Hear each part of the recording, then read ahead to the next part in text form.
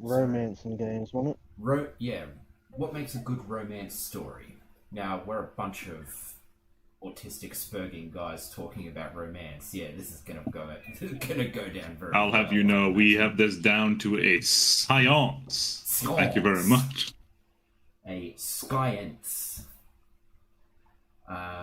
So, well, the thing is, like, I basically wrote a romance story for my first novel, Final Flight of the Ranaga, and How was that? How was the pacing of that?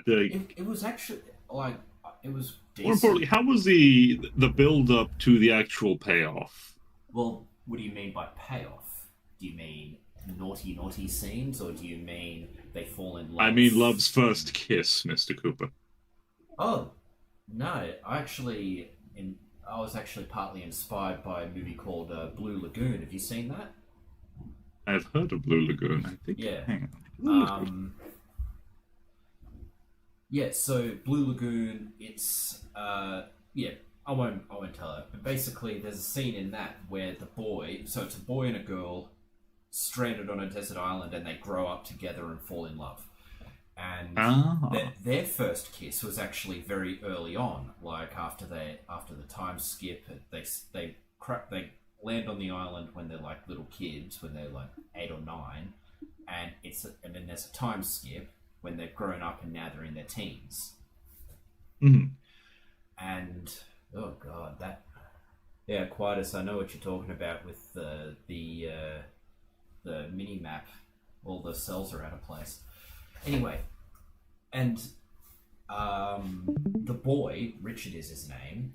He goes diving for pearls, and he finds a bunch, and then he gives the girl Emily. I think Emily was her name, or Emma.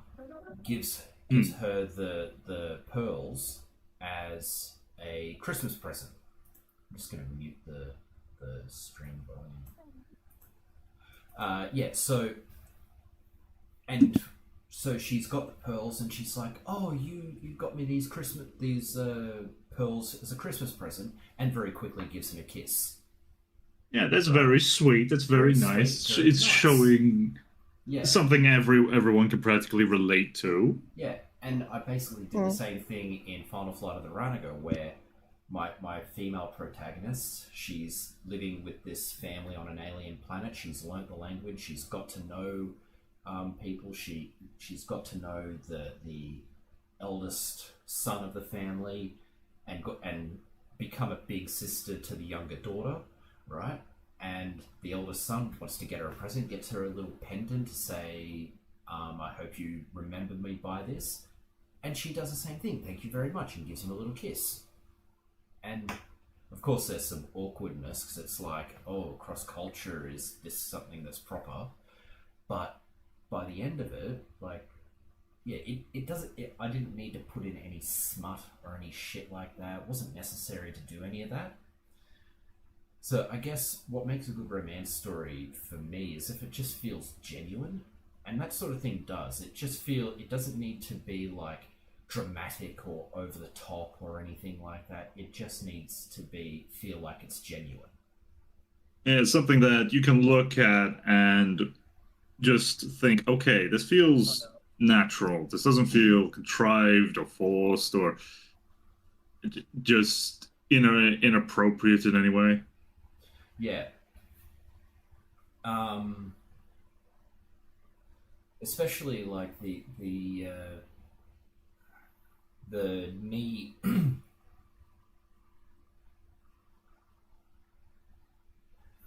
Yeah, he hasn't figured it out yet. I'm just Um, distracted by the game right now. I'll just make that smaller. yeah, I might make it smaller. Well, no, I'm just not going to look. I'm just going to keep focused on what I was talking about. Yeah, like, and that's the problem. I mean, not. I don't want to bag out my dad with this story, right? Because my dad's an absolute legend, right? Hmm. But the problem, like, he sometimes, because he's trying to be supportive in my writing pursuits and everything, and he used to come and help me out at selling at conventions and things like that, and Yeah. he was able to but he will sometimes send me articles written by people saying, this is how I made $1 million selling books on Amazon, right? And he'll read the first couple of paragraphs, and he means well. We're really appreciated for that. But then I will read the whole article, and it turns out it's written by a woman, and the way she made all those millions of dollars is by writing a porn story. Yes, the raunchy sex books that sell very well at female readership for, well, we know the reason. I think that would have actually. I'll try not to reference other people's streams too much, but what was it? Arch Warhammer at one point on a stream brought in a rarity, as it turns out, a male writer in the smut genre, and it was the whole stream was just detailing the differences between those two and how they write, with the female smut usually being more 50 Shades of Grey. Surprisingly, the male smut being a lot more romantic. Surprisingly.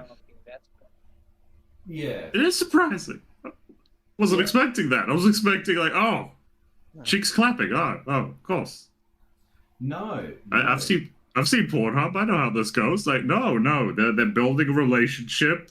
This chick's got problems. The dude's trying to fix the problems. And then it's a slow burn. I'm like, what the hell is this? Well, this is quality writing. I wasn't expecting this. And how do I put this? The characters, they don't feel like toys, if that makes sense. Yeah. They don't feel like toys the writer put in. Now, I know in literature, every character is a literary tool that is used to... sorry, 1 minute. Yeah, every character is a literary tool that's used to convey some sort of point the author is trying to make. I understand. It's just that when properly written, they resemble actual people that have their own motivations, and they react in the way that this person would react, not in the way. Look, I don't know if you've ever read Morning Glory Milking Farm, but the bit where the Minotaur is explaining that no, you are a good feminist for doing all of this. Yeah, debauchery. It sounds to me like it's more about in that sort of say, I have not read it, I don't want to read it, I'd sooner shoot myself. God. This is why we have people read it for us, so we don't have to. Yeah, but saying, oh yeah, you're a good feminist, all that. That's because one of the things, we're going to say, oh, you're so sexist, bunch of guys talking about women. What a lot of women are after is validation. Yeah, I've noticed that. And so what they have these thoughts, they have these fantasies, and they basically want to be told, you're not the only one. You're not the only one, and it's perfectly normal, right? But here's the issue there. Why do they have these fantasies? And a lot of the theory, I remember Jordan Peterson in one of his lectures saying that, wondering if there's a desire for this kind of thing amongst women because they've chased things like chivalry and assertive masculinity and that kind of stuff. They've chased it out of the West, but they're hankering for it. And I often use the term, I use the phrase, the analogy, you're in a desert, right? You're in a desert and you're dying of thirst because you need water. Now, too much water can kill you, bad water can kill you, or at least hurt you, but you still need water, right? And you see on the horizon, you see an oasis, so you run, and you drink, right? And one of two things can happen. One of four things can happen. One, you've found good water, you drink, and you survive, right? Second scenario, you find good water, but you drink so fast that you drown. Or three, you found a toxic bog and you die of poison. Or the fourth scenario is it was a mirage and you drank sand. Quite pay attention to actually what each switch is doing. No, this is perfect playtesting for the game. Perfect. You need to understand what the average Joe is like. No, no. But yeah, I We're get not your banging point. about that. In the case of hell, not even that, not even just chivalry. In the case of just romance being neutered, you end up with cases like the Morning Glory series, where I'm people don't talk like this. People don't talk like this at all, and it has bled over into AAA gaming, and I'm not. I've seen the worst example of this in Dragon Age Veilguard. I don't know if you guys want to see just. It's like the payoff scene for the dwarf chick, and I gotta be real with you. The second she just says like I'm going to kiss you now, I got the ick. I just got the ick, man. I didn't know it was possible, but any and all romantic attraction, because she's not a bad looking character. I just at that point was like, no, bless you. That's you. Cheers. Sorry about that. Like, I think that because of the whole push for feminism essentially and the death of chivalry, the romance has also taken a massive hit to the point where people don't know how to do it really. Yeah. Well, except unless you're somebody who hasn't bought into it, then you remember how. Yeah. Well, I think commonly that term is referred to as like millennial writing, but I think it's more a symptom of people who have, like, if you feed an AI bad or slop, essentially, it's going to generate more slop. If you feed women who are developing their sensibilities in their youth slop ideas and principles and ways of interaction, I think that they're eventually, if that's all they've ever been exposed to, they're going to regurgitate that. Sorry, yeah, that does make sense. No. I get you. I get you. A map issue here. Quite a same down. A bloke who's only ever watched porn is going to have a dysfunctional idea of how relationships work. Mm-hmm. Yeah. What was that? Like a Taxi Driver? Yeah, surprisingly accurate in terms of how that would go. Go down. The original or the remake? I'm following the arrow. No, just the original. I saw a few clips of it, and I could feel the embarrassment leaking through the screen. I genuinely was like feeling my spine try to leave my body. It was not. It was cringe, and that was his point, and I hate it. I had a thought. Great movie. I just can't rewatch it. When you said people don't talk like this, I thought of action movies where people don't act like this. Some degree, it might be a fantasy. And so not every fantasy is for everyone, but if it's succeeding out there, it's a fantasy for someone. And so the short answer is romance is going to be a subjective thing. There are going to be different people with different ideas of what they do or don't want. But the discussion could be, why do people gravitate to this sort of thing, that sort of thing? Is there a right or wrong kind of romance? And given that the answer to that is obviously, well, yes, there are wrong kinds, but generally it's going to be subjective. So does it just fall into the category of, well, write the stuff that you like, and there'll probably be an audience for that, and unless you're trying to just exploit the masses, then do what is true to what you believe in. Now, to that, I gotta say, and this is me just like regurgitating stuff that the author of, was it Trailer Park Elf, said. Like, him and his business partner, they're big in the adult literature scene, so they got a pretty good idea of it. And from what they said, it's very much sex specific, and as in it's very sexist in regards to what you can and can't write. Like, in the case of, if you're a woman, you can get away with a lot more gratuity, a lot more effectively rapey stuff without getting cancelled by people. But if you're a man, you gotta you can't use really a, go there because there's not really or the implication of consent because it's a man writing it. so you do what a lot of them do and use a female pen name.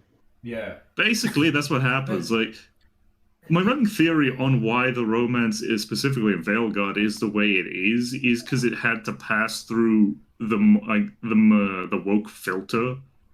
Like this is all that's left. This is all that can be allowed through Uh, from like original uh, romance. After the sensitivity coaches have all pissed on it. Yeah, Yeah. because in this scene, you've got her constantly affirming that she's giving consent throughout the entire thing, and I'm like, okay, it's great, but it just feels I mean, kind of. isn't there an app for that? Just affirm that, yes, I press this button, I consent. Now can we get on with the ugly bumper? No, you have to consent the entire time. Otherwise you're a bad man. Can't All do right, that. because consent can be withdrawn at any point, including 20 years later. Yeah. True. Well, But yeah, I you were saying, Chris. Well, so what? I temporarily lost the thought, but it's oh yeah, clarifications. I think we're going to need to clarify what is good or what it means to be good, because good for a corporate board meeting, good in terms of the Karen bureaucracy. What's good for that is not necessarily good for an actual like living, breathing, thinking human. So, or And that is uh, a fair point. Mm. so because I think in the way a lot of businesses and corporations are structured, it does not allow for the normal avenues of romance. So, and when we're bereft of that, when we're not allowed the normal, natural avenues of romance, we have to then resort to this very forced, very cliched, plastic, disgusting version of it that we see in Veilguard. So, and for them, that's Plastic good. is plastic is a very good description of it now that you mention it.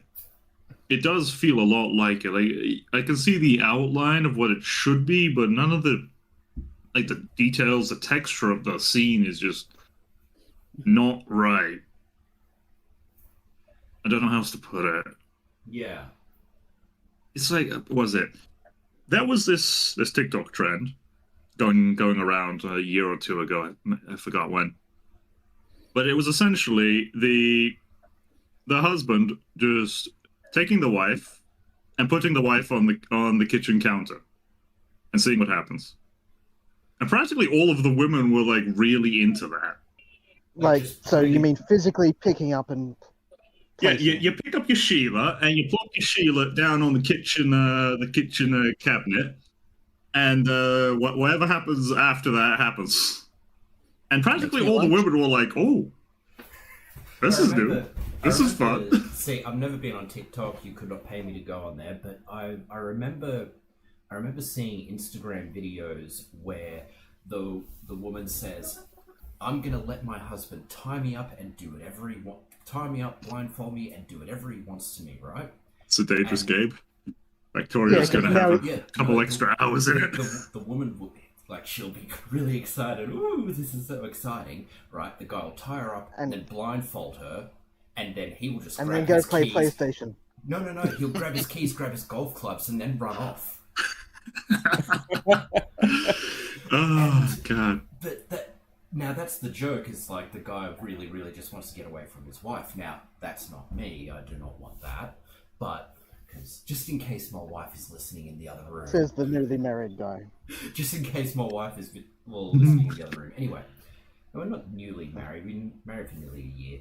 Anyway, Yeah.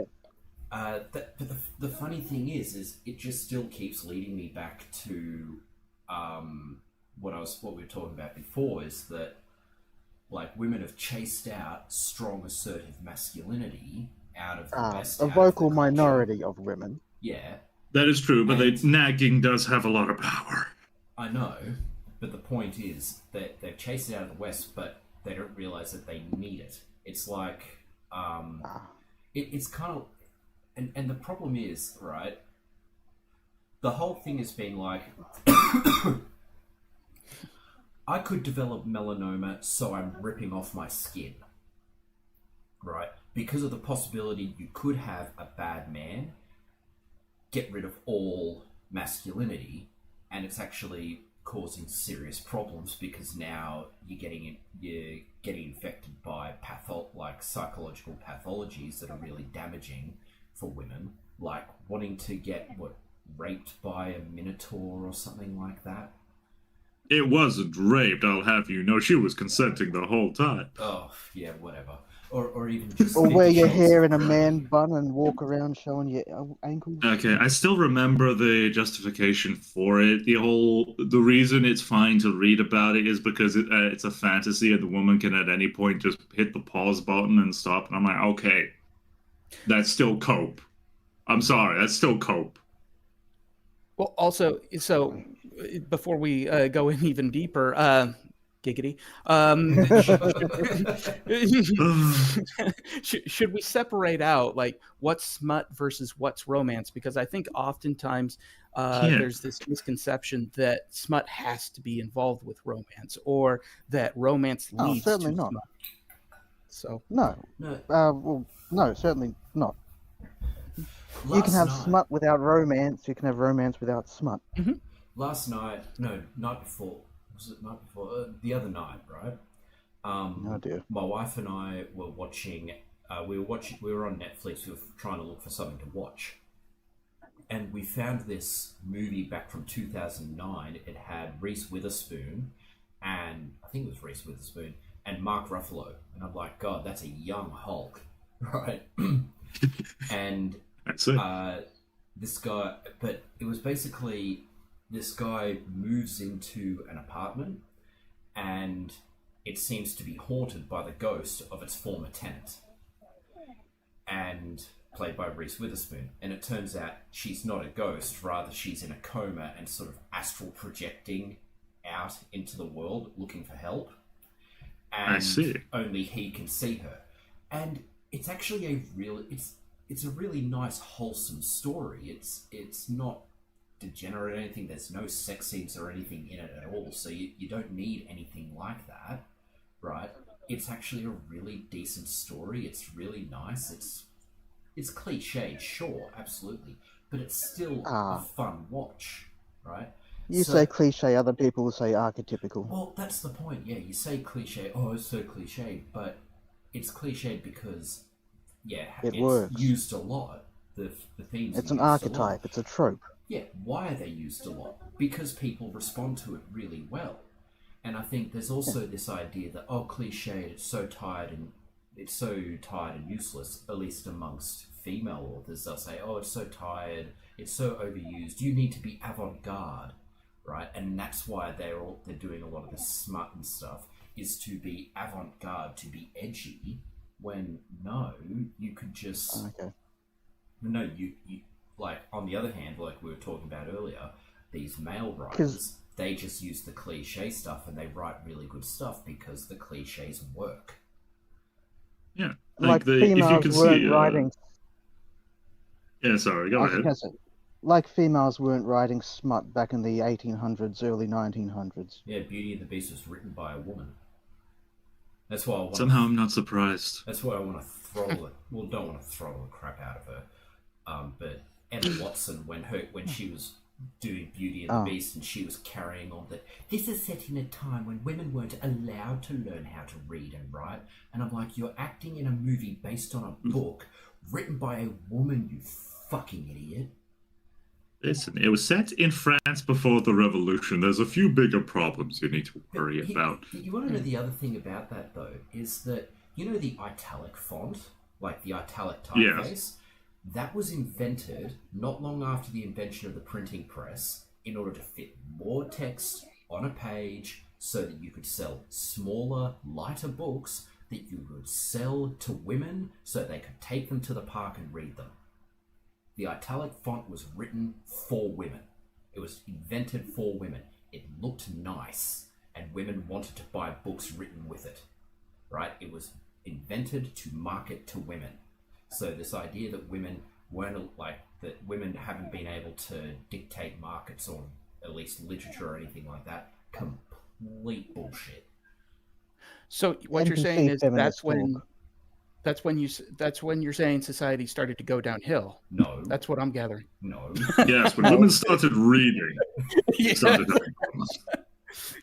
Oh god, I say that, but then again, like, so I'm a simp for Nikkei. I will always be, and it is literally just because, as you say, it's got nothing but stereotypical storylines in it. Like one of the characters is a streamer, and her like bond story, her affection story, is you helping her deal with a stalker fan. Because in this universe, despite the waifus being killing machines, they can't actually hurt people. Long story. And yeah, it's a simple story. It's like you come in, you chase off the creep, and you save the day. Yep. It's a nice, simple story. It tugs at your heartstrings just a bit. It's great. There's plenty of them like it. And there's even ones which are completely asexual. I mean, the story is like totally platonic and everything. So with some of them, like what was it? There is one who basically has amnesia, and she can't remember anything that happens tomorrow. She'll forget everything that happened today when it's tomorrow. Her mind resets each time. Oh, 51st and there's a whole something like that. And yeah, like there's a Christmas event where literally the magic of Christmas, she gets to remember that Christmas Eve, and it's that one Christmas Eve she spends with her real mother, and it's adorable. Okay. And I'm here for it. Like, Annie, my daughter, here, have some more sweets. This is, but yeah, that's what that's a good example of just why the stereotypical stories do work very well. Yeah, like they're tried, they're tested, they are predictable, sure, but you can look at a character, you can see, and if you're smart and paying attention, you can see, okay, this is kind of how their story is going to go. And part of yeah, and when it like follows that path, you feel like even though you can see it coming, it's still satisfying. Yeah. Like there's a oh shit, still buggy. Might be, but hell, even in stories that are tragic in that game, there's a point where one of the characters is in the mentality of a teenager. This is before she has like some psychological breakdowns that force her to mentally mature, and what was it physically at that point? It's like years past. Long story, but yeah. When she is a teenager, she acts exactly like a teenager does, and I bring this up because there is one scene where a teenager would like burst out in rage and completely like alienate somebody, and she does, and I saw it coming a mile away, and it just leading up to it was just an intense feeling of dread, and that was some great writing there. Oh, that's the Hitchcockian bomb under the table. Basically, like I can, yeah. Like, oh, please don't say it. Don't say it. I know you're gonna say it. She said it. Yeah. Bother. But the other thing as well is like we were talking before about this obsessive need to be avant-garde, right? That might also be an issue. So you've got male writers who, like, you get the male feminist writers or the sufficiently liberal male writers who get into the industry, and their writing tends to be just as shit as these other ones, right? But you get these other guys, it does get handicapped a lot by the ideology. Yeah, it gets handicapped. It gets handicapped a lot. Don't worry about that, Aquinas. It's fine. It gets handicapped a lot, but what I'm trying to say is this, like the need to be avant-garde, the need to make the new thing rather than just doing tried and true methods. That's part of the problem, I would say, as well, which is making a lot of romance writing really, really crap, is that need to make everything new. And it's like, no, you don't need to do new. You can just rehash old ideas. They're fine. Old ideas are perfectly fine. And on that plenty topic, of schools of go ahead. Oh yeah, sure, sure. So on that topic, do you think relatability to the story that's being told help make might help the reader enjoy it more? Yeah. It can help, but Yeah, it's not necessary. yeah, A I good get what you story mean. will hit. A good story will hit regardless of who's consuming it. Mm. Yeah, Yes, and oftentimes I worry that in the search to make something more relatable, a story is dumbed down. It's essentially focus grouped into a bad story. It's turned into a bad story in search of trying to make it relatable. And it's yeah. like maybe if you keep it honest, it will stay relatable. Yeah. Because I do worry that maybe this might be a case of the Hollywood bubble effect, because everybody in the industry is basically just in their own bubble, their own like leftist bubble. This is all they see, and this is their only view on romance because everything else has been selected out of their lives Mm. in total. Yeah, Yeah. no reason to suspect otherwise. Anyway, Would make sense.